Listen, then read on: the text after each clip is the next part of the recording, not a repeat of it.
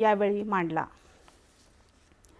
4 दिवसांच्या भारत दौऱ्यावर आलेले अमेरिकेचे परराष्ट्र व्यवहार मंत्री मार्को रुबियो आज आग्रा आणि जयपूरला भेट देणार आहेत। या भेटीत ते विविध कार्यक्रमात सहभागी होतील।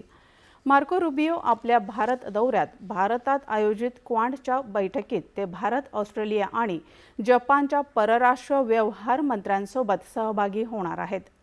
रुबियो यांनी काल राष्ट्रीय सुरक्षा सल्लागार अजित डोवाल यांची नवी दिल्लीत भेट घेतली। द्विपक्षीय समावेशक जागतिक धोरणात्मक भागीदारीला सर्वोच्च प्राधान्य असल्याचा पुनरुच्चार या दोघांनीही यावेळी केला। प्रादेशिक आणि जागतिक मुद्द्यांवरही त्यांनी एकमेकांचे विचार जाणून घेतले।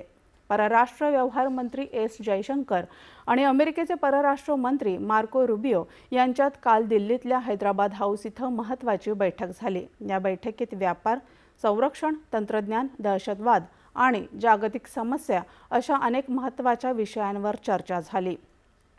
दोन्ही देशांमधल्या व्यापार कराराबाबत चांगली प्रगती झाल्याची यावेळी माहितीही देण्यात आली। यानंतर परराष्ट्र मंत्री जयशंकर यांनी भारताची भूमिका स्पष्ट केली आणि सुरक्षित सागरी व्यापाराला महत्त्व दिलं।